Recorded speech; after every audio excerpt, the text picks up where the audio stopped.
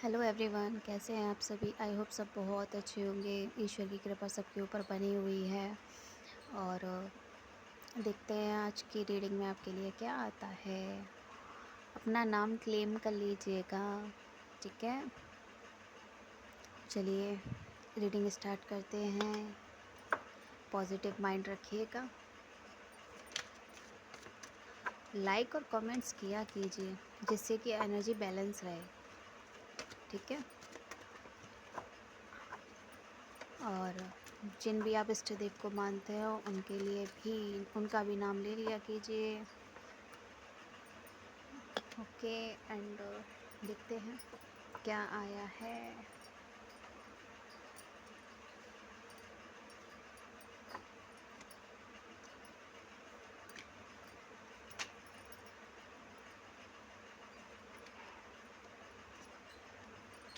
Okay, ये बढ़िया।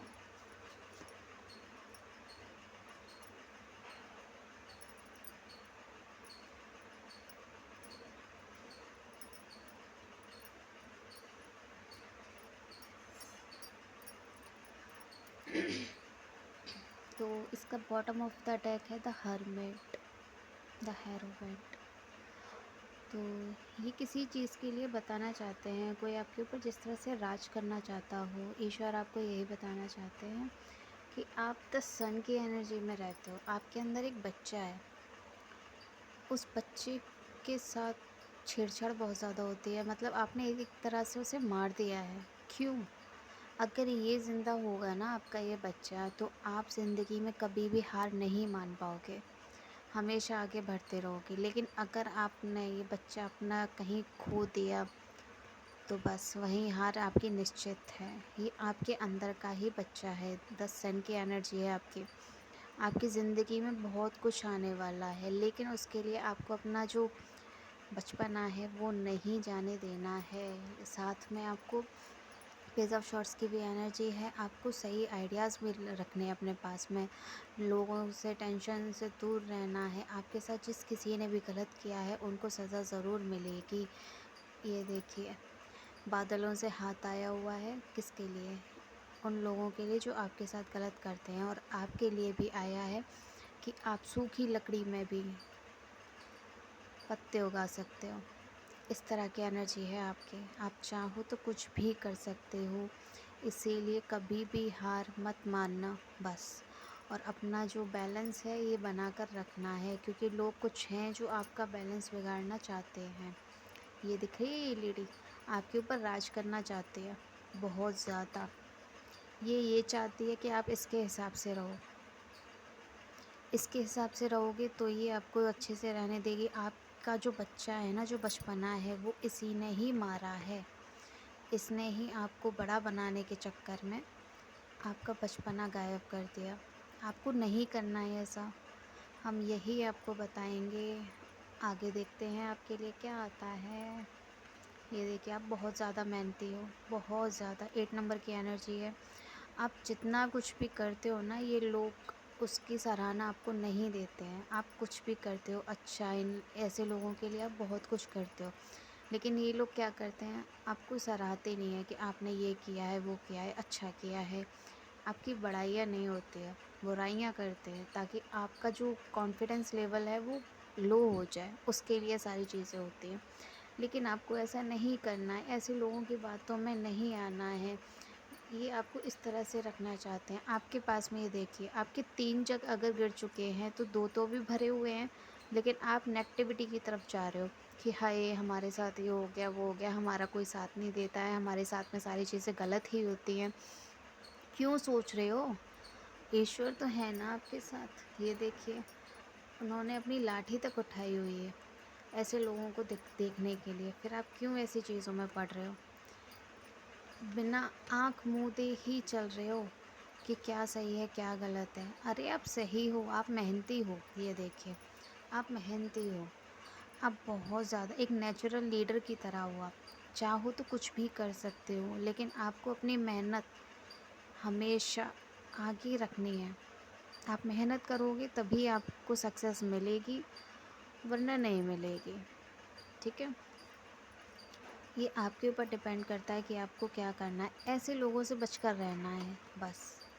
हम यही आपको बताएंगे, बार बार आपको बताएंगे, क्योंकि ये लोग आपको इस एनर्जी में रखना चाहते हैं, नेगेटिव एनर्जी में, जिससे कि आप हमेशा पीछे ही रहो, आप रोते रहो, आप परेशान रहो, आप कभी आगे ना बढ़ पाओ।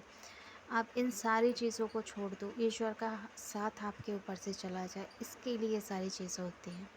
लेकिन आपको ऐसा नहीं करने देना है, ठीक है। ये देखिए, आप दोनों तरफ पैर लगा कर बैठे हो, इधर जाऊँ या इधर जाऊँ, दोनों नैया में अगर पैर, नाव में पैर डालोगे तो डगमगाएगी। इतना ध्यान रखना है आपको। एक तरफ रहिए, किसी भी तरफ जाइए, या तो नेगेटिविटी की तरफ जाइए या फिर अपनी मेहनत को देखिए। कहाँ गया मेहनत? ये देखिए, अपनी मेहनत को देखिए। मेहनत को देखो या ऐसे लोगों की बातों को मानो। इन लोगों की बातों में जाओगे तो ये होगा, और अगर मेहनत करोगे तो ये होगा। अब वो आपकी इच्छा है कि आपको क्या करना है। अगर आपने ये चुना, ठीक है, आपने अपनी मेहनत चुनी, ईमानदारी से रहे, तो आप लोगों को इस तरह से मार गिराओगे, हरा दोगे। ये लोग आपकी ज़िंदगी से आगे चले जाएंगे। आपके एंसेस्टर्स भी आपको यही बताना चाहते हैं कि आपका जो जीवन है वो लोगों की मदद करने के लिए हुआ है।